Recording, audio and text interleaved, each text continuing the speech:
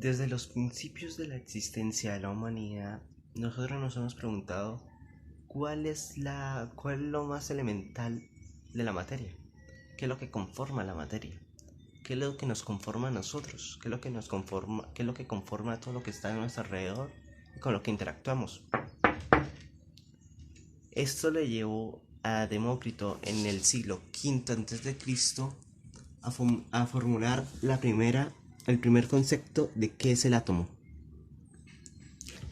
Él en su época dijo que toda la materia estaba compuesta por unas partículas muy pequeñas, las cuales denominó átomos. Esto significa indestructible o indivisible. Pero a pesar de la idea de Demócrito, sus contemporáneos no la vieron, no veían esta idea con muy buenos ojos, entonces se mantuvo. Igualmente con lo que le decían las demás personas, esa idea se mantuvo. Así se estuvo esa idea hasta que en 1808 un físico llamado John Dalton dio la primera teoría atómica del mundo. Este señor fue quien dio la primera teoría atómica del mundo. Él en su teoría afirmaba que todos los elementos, toda la materia que está alrededor, toda la materia que existe en el universo, está compuesta por unas partículas muy pequeñas, las cuales nosotros no somos capaces de ver, ya las cuales denominó átomos. Hasta aquí es exactamente igual que Demócrito. Pero él añadió tres cosas más. Lo primero que dijo es que todos los átomos de un mismo elemento son iguales entre sí. Tienen el mismo tamaño, la misma masa y las mismas propiedades químicas. Pero en cambio, si comparamos dos elementos, sus átomos son totalmente distintos. Acá se puede evidenciar un poco lo que él decía. Elemento X y elemento Y. Vemos que ambos son totalmente distintos. Esto era lo que más o menos quería decir Dalton. También añadió que los compuestos estaban formados por una mezcla, así decirlo, de átomos de distintos elementos. Pero estos siempre se tienen que relacionar con una fracción simple. Como por ejemplo, el dióxido de carbono tendría dos átomos de carbono, no, dióxido de carbono. Como por ejemplo, el dióxido de carbono tendría dos átomos de oxígeno y uno de hidrógeno, por lo cual su representación en fraccionarios sería 2 a 1.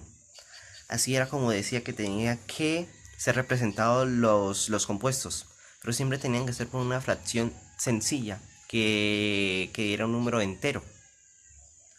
Y por último dijo que las reacciones químicas no pueden crear ni destruir los átomos. Estas reacciones solamente pueden alterar en la separación, la combinación y el reordenamiento de los átomos. Nunca los crea o los destruye. Con esto se dieron las bases de lo que sería las futuras teorías atómicas. Obviamente el modelo de Dalton, si lo viéramos en la actualidad, sería el más incompleto que hay, pero fue gracias a los aportes de Dalton con los que llegamos a los conocimientos que tenemos actuales. Pero en fin, después se empezaron a descubrir partículas más pequeñas, partículas que conformaban los átomos. O sea, ya los átomos no eran como bolitas, porque más o menos era la idea que daba lo que decía Dalton, que era como una especie de bolitas que estaban regadas por todo el universo y que forman la materia. Pero en 1890 J.J. Thomson, con el experimento de los rayos catódicos, demostró que esto no era así. J.J. Thomson, por medio del experimento de los rayos catódicos, pero antes de ir al experimento que hizo Thomson, hay que explicar qué es el experimento de los rayos catódicos. Básicamente, a mediados del siglo XVII, empezaron a utilizarse las máquinas de vacío para extraer el aire de tubos de ensayo, y resulta que a alguien en un día simplemente se le ocurrió a ese tubo ponerle a los extremos dos cables. Obviamente un cable para que pasara por el tubo una corriente eléctrica, un cátodo y un ánodo. Entonces se veía que del cátodo pasaba al ánodo. O sea, se veía como que una especie de un rayo, el cual se veía más cuanto menos aire había dentro del tubo. Ahora sí podemos hablar del experimento que hizo Thomson. Thomson hizo lo mismo. Este en sí es el tubo de rayos catódicos, acá. Pero más sin embargo, él lo alargó y al final le puso una placa fotográfica. Esto para ver si algo chocaba contra este y la revelaba. Y se vería un puntito. Entonces él puso acá ánodo y cátodo y ánodo. Al ánodo le abrió un hueco. Y acá puso algo parecido. Puso una placa eléctrica cargada negativa y una positiva. Y vio que al prender la corriente acá seguía derecho sin nada. Pero si se prendía la corriente en este, vio cómo se curvaba hacia el lado positivo. En plan de que si el lado positivo, como está acá en el dibujo, está hacia abajo, el rayo se curvaría hacia abajo.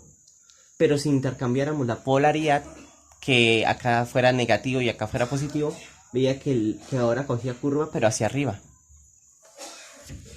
Esos más los conocimientos que tenía Thomson, dio a conocer que existía una partícula subatómica la cual llamó electrón. No sabía cuál era la carga ni la masa, pero más sin embargo se encontró la relación carga-masa de la misma. Así fue como Thomson descubrió que la relación carga-masa de un electrón es de menos 1.76 por 10 elevado a las 8 columbios sobre gramos. Pero no se quedó ahí, ya que después, en 1905, R.A. Millikan, con su experimento de Millikan y con sus conocimientos, dio a saber cuál era la carga del electrón. Y de ahí pues ya se podía haber sacado la masa, pero primero fue la carga y después fue la masa. El experimento de Millikan consistía en un recipiente totalmente oscuro en el que había un atomizador. Es como una especie de rociador, como para limpiar los vidrios, yo qué sé, del cual salía gotas muy pequeñas de aceite. Algunas se mantenían acá, pero acá puso una placa, la cual estaba conectada a un ánodo. Y acá puso otra placa conectada a un cátodo. Y acá tenía un pequeño orificio por el cual podía ver. Entonces, él al prender todo, vio como algunas partículas, como algunas gotas de aceite se quedaban flotando. Con estos conocimientos, con estos datos que recolectó de acá y sus conocimientos sobre la estática, vio que la carga de un electrón es de menos 1.6022 por 10 elevado a la 19 columbios. De aquí en adelante ya no sé, de aquí luego se descubrió cuál era la masa por matemáticas simples, que es de 9.10 por 10 elevado a la menos 28 gramos. Básicamente que no lo podemos ver, como lo vemos cada día. Pero el caso, después en 1895 ya no se sigue hablando nada más de la estructura del átomo, pero más sin embargo sí de algunas propiedades de algunos elementos, como por ejemplo la radioactividad. El primero en dar algo parecido a lo que sería la radioactividad fue este sujeto, Wilhelm Röntgen. Él descubrió un día que con los rayos catódicos, si estos atravesaban un vidrio, ya no eran como los rayos catódicos, sino que eran una especie de unos rayos distintos, los cuales no tenían masa, los cuales atravesaban todo. Él sin quererlo descubrió los rayos X, es más, él fue el que le dio el nombre, pero más sin embargo hasta ahí quedó. Descubrió los rayos, les dio nombre y después ganó el premio Nobel por eso. Pero años después, este tipo, Anthony Beckel, con los datos que había recogido Rotten, descubrió que había algo más, pero ya no lo descubrió con unos rayos catódicos, sino lo descubrió con un elemento, con el uranio. Vio que con el uranio, en su laboratorio, vio que algunas placas fotográficas se habían revelado, pero estas placas fotográficas estaban cubiertas, estaban guardadas, y además el laboratorio de Beckel estaba completamente oscuro, por lo cual no sabía por qué se habían revelado sus placas fotográficas. Después descubrió que fue culpa del uranio y de algunos otros elementos que tenía en su laboratorio, pero no sabía por qué. Después, una de sus aprendices, Marie Curie, describió esto como radiactividad y con un experimento demostró que había alguna especie de rayos en algunos elementos, como lo podemos ver aquí. Básicamente lo que hizo Marie Curie fue poner en una placa, puso un elemento de uranio alrededor, dentro de una caja de plomo con un orificio. Este orificio permitía que los rayos salieran. Y ella, ¿qué fue lo que hizo? Ella puso, al igual que en el experimento de los rayos catódicos de Thomson, puso dos placas cargadas negativa y positivamente. Y vio cómo este rayo también cogía curva hacia arriba o hacia abajo. Depende de la polaridad. Descubrió así que existían tres tipos de rayos que provenían del uranio, los cuales les dio el nombre de alfa, gamma y beta.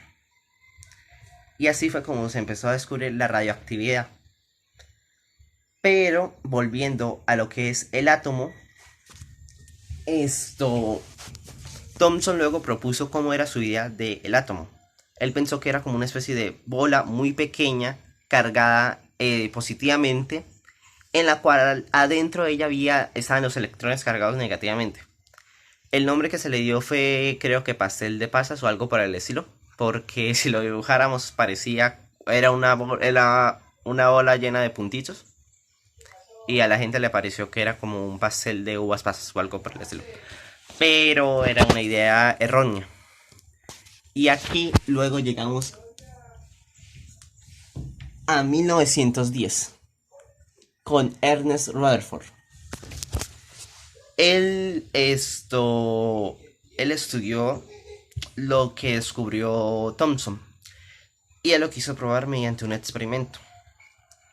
Entonces, él en su experimento vio que al poner una partícula un elemento de uranio, separó el rayo alfa mediante el mismo proceso que lo hizo Marie Curie en su experimento. Acá en la imagen se omite eso, pero es importante porque si no, ¿cómo se saca el rayo alfa?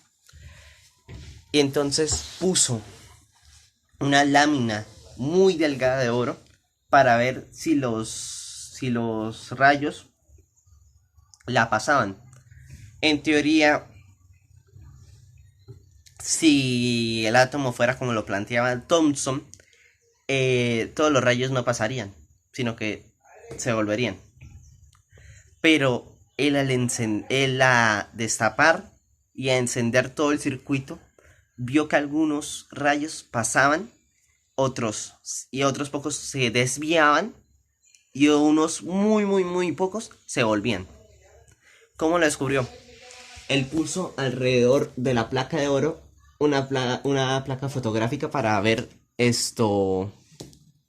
donde chocaba el rayo. Entonces descubrió que el átomo no era como lo pintaba Thomson. El átomo tenía un núcleo cargado positivamente. el cual está constituido por una nueva partícula subatómica, a la cual él denominó protón. Este protón era mucho más grande que el electrón, era 1810 veces más grande, pero tampoco se puede ver, entonces tampoco es que fuera muy grande. La masa de esta nueva partícula subatómica es de 1.67262 por 10 elevado a la menos 24 gramos. Ya como dije, 1840 veces más grande que el electrón, pero igualmente muy pequeño. Entonces ya ahora ya el átomo tenía un núcleo y alrededor estaban los electrones. Pero, más sin embargo, este modelo atómico no resolvió todas las dudas. Él dejó 3 dudas, las cuales 2 luego serían respuestas muchos años más tarde, pero la primera que se resolvió fue esta. En teoría, la relación que tendría que haber, como por ejemplo, un átomo de hidrógeno con un átomo de helio. Se sabía que en estos dos átomos, en el de hidrógeno tenía un protón y en el de hidrógeno tenía 2 protones. Entonces la relación sería de 2-1. Pero en los datos experimentales se dio cuenta que era de 4-1. Entonces, ¿cómo era esto posible? Entonces, esto llevó a que James Chadwick en 1932 formuló... Entonces, James Chadwick en 1932 hizo un experimento. Él bombardeó con rayos alfa una placa de berilio y él observó que esa placa de berilio, al ser bombardeada por los rayos alfa, emitía unos rayos muy energéticos muy parecidos a los rayos gamma. Esos rayos, acuérdense que como en el experimento de Marie Curie, no eran alterados por la corriente que estaba verticalmente al rayo original. Entonces él se dio cuenta que esta partícula nueva,